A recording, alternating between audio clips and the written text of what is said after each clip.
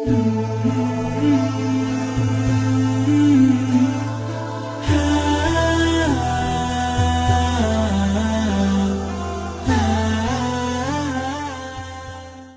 yang pertama, ayyuhal walad, wahai anakku, min jumlati ma nasaha bihi Rasulullah sallallahu alaihi wasallam ummatahu qauluhu, min jumlati ma nasaha bihi Rasulullah sallallahu alaihi wasallam, di antara banyaknya nasihat-nasihat Rasulullah sallallahu alaihi wasallam ummatahu kepada umatnya, qauluhu adalah ucapan beliau. Sebanyak-banyaknya, ya saking banyaknya diantaranya adalah nih diambil sama beliau. Ya, di antara nasihat Rasulullah kepada umatnya adalah kata Rasulullah, alamatu i'radillahi 'anil 'abdi istighaluhu bima la ya'nihi. Alamat, tanda-tanda i'radillahi 'anil 'abdi, berpalingnya Allah dari seorang hamba. Allah cuek sama kita, Allah enggak peduli sama kita. Istighaluhu bima la ya'nihi, sibuknya hamba itu dengan sesuatu yang tidak ada manfaatnya. Alhamdulillah dari sibuk dengan yang tidak ada manfaatnya, berlarut-larut, berulang-ulang, nggak sadar. Kalau sesekali dua kali mungkin masih wajar kali. Ini selalu istighal, sugul, sibuk banget ya. Sibuk dengan urusannya yang tidak ada hubungannya kepada taat kepada Allah. Kepada Allah itu maksudnya. Allah cuekin tuh. Allah nggak perhatiin orang model kayak begitu. Tapi sebaliknya, ketika kita mikirin ini majelis taklim gimana ya biar maju nih, ya ini majelis taklim bagaimana ya supaya enak, jamaah nyaman, supaya ini mikirin tuh buat kelestarian majelis, mikirin buat kampung, mikirin buat kebaikan, maka disitulah perhatian Allah akan hadir. Amin ya rabbal alamin. Tapi kalau yang kagak ada manfaatnya, ya Allah berpaling, Allah pun akan cuek. Naudzubillah. Ya. Itu kata Rasulullah sallallahu alaihi wasallam.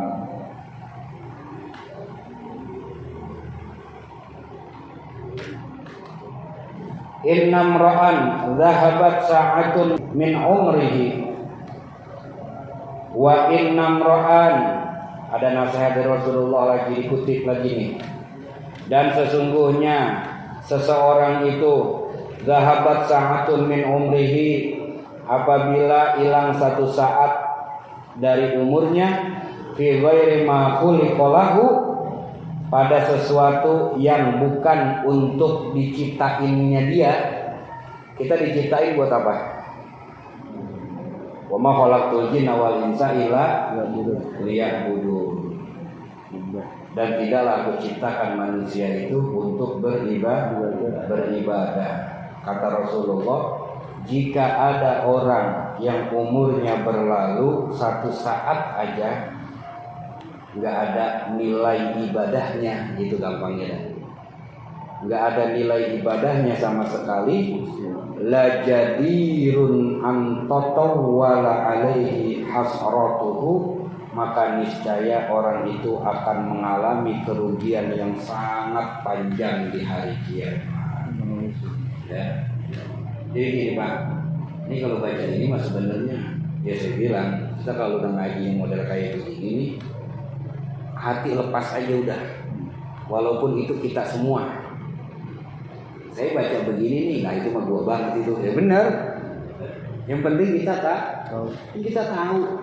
Yang penting kita tahu, dan insya Allah ada hikmah, ada butiran-butiran hikmah yang masuk ke hati, yang nanti akan menyebar, yang nanti akan memberikan virus kebaikan di hati kita. Karena kita udah mulai belajar begini, walaupun hati kita kayaknya nolak. Ini mah ngaji romannya. sok bersih amat ini ya, sok suci amat ya. Emang gitu Pak kalau ngaji begini mah. Cuman kalau kita nggak mau mulai kapan lagi?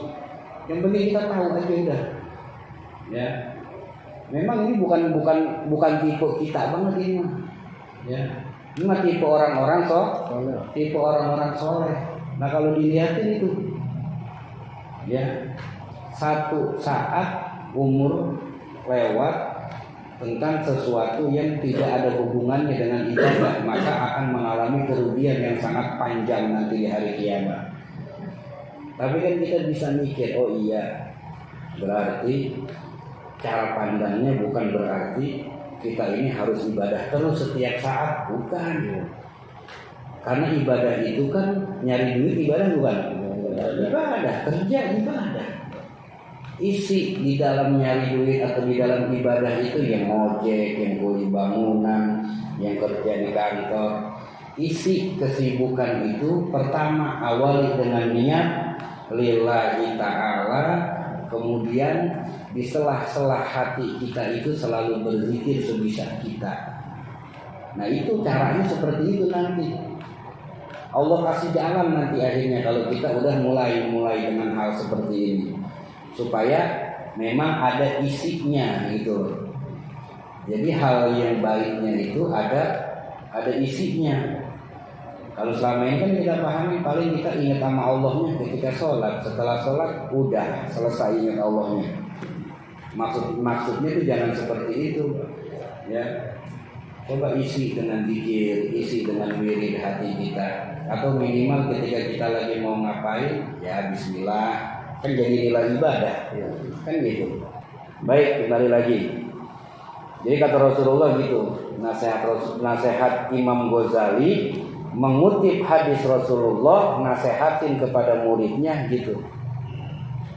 Satu saat umurmu berlalu tanpa ada nilai ibadah, kau akan mengalami kerugian yang panjang.